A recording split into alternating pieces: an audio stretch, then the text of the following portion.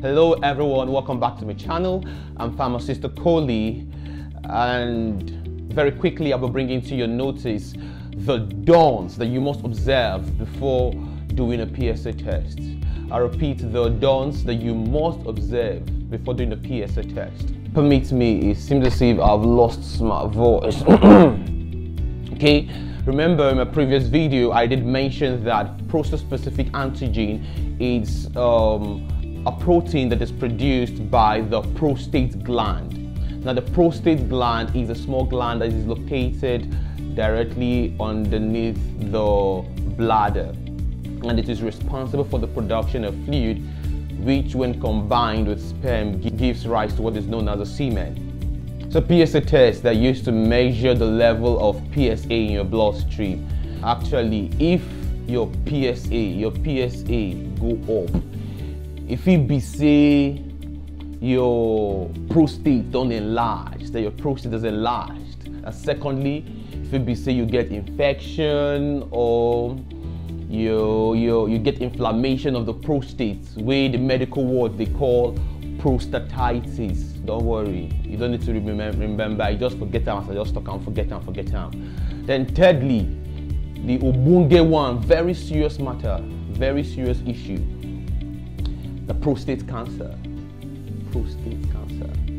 So PSA will help detect if you get prostate cancer early. So it's very important.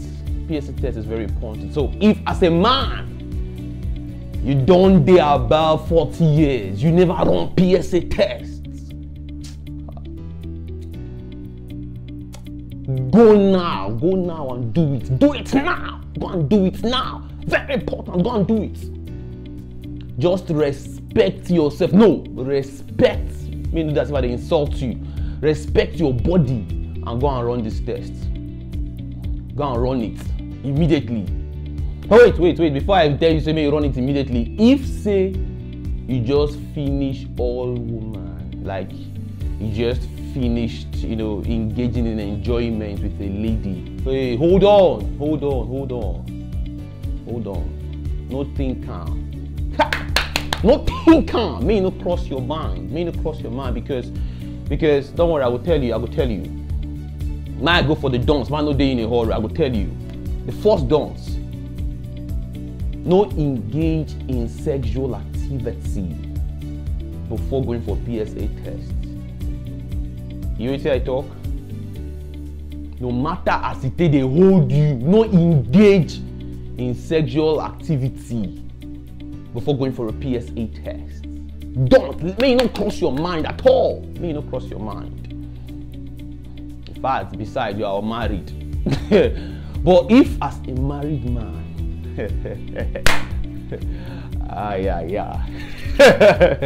if as a married man, probably let's assume that you don't agree with yourself based on the fact, say you don't hear me talk about PSA test, you don't agree with yourself, say tomorrow you could go run the test, then fortunately, hallelujah, fortunately your spouse this night can't be in the mood. Forget the PSA test. I said forget it. Disembowel it. Get it in the idea. In fact, remove them from your mind. See, if you are not in the mood, get yourself in the mood. Find the mood. Get into it. Yes, because it is your conjugal responsibility. Once you need them, you must somehow with them. Yes. So it is very important. So if say she need them today, give them. She need them tomorrow, give them.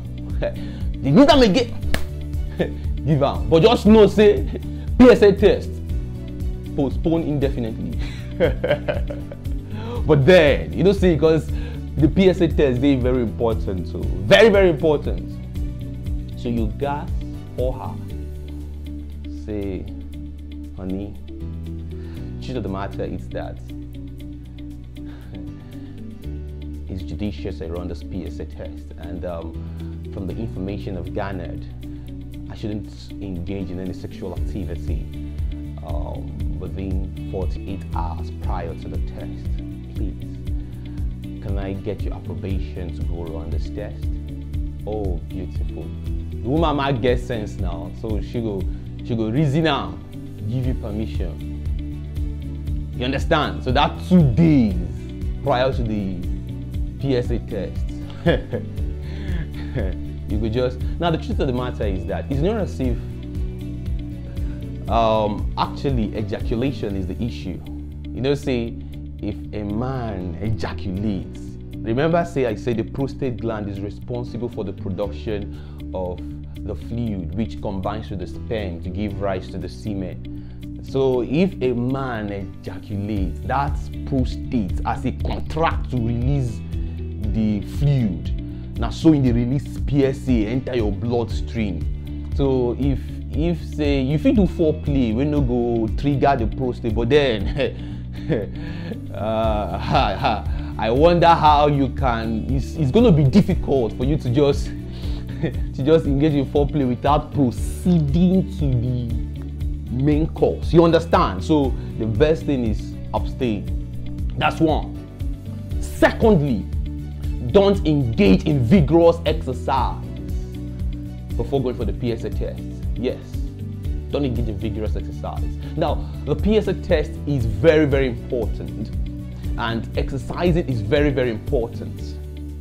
You know, of course, it is prudent to exercise on a daily basis, but before going for a PSA test, you have to put a hold on it, at least that day. Now, in fact, no even if you cycle, no even think am at all, no reason now, because just imagine, you know, if you cycle like this, if you cycle, the seats, they massage your obliquous area. You know, as they massage your obliquous area, the impact they hit your prostate gland. As they hit your prostate gland, it won't betide you. If you go run that test that morning, you will be shocked. You will be shocked at the test, because basically the value could go up, and when the value don't go up, the medical doctor or the health expert will be wondering, okay, what's causing this unusually high value? Could it be that you have a prostate cancer? You're going to recommend test, wait, biopsy, this one, where ordinarily you for totally avoid if say you know exercise that morning. So it's good you exercise, but going for a PSA test, you put the exercise on hold. Now when you come back, of course, you ride on with your exercise program. Sure you grab. Thirdly, don't have a PSA test if you have or you are currently suffering from a UTI. I repeat, don't have a PSA test if you have or you are currently suffering from a UTI. You know what to be UTI about? Urinary tract infection. So if as a man, you can't notice some white milk like, don't be milk, discharge, they ooze, they proceed from your pipeline. Voila, they no think to run the test. First of all, go run test for UTI. Clear, use antibiotics, clear the nonsense, come off your body, clear out, come off your body. Then you chillax. You tell talk, chillax, no day in a hurry, chillax. Give yourself like 2-3 weeks, you know, before you think of running the test again. Because usually when you have a urinary tract infection and you go for the test, there's every likelihood that your PSA could be high. And when your PSA is high, you have what they call a false positive or a false high result. So in order to avoid that, get yourself treated. Afterwards, give yourself a time, time frame, let's say 3-4 weeks before proceeding to do the PSA test. Fourthly,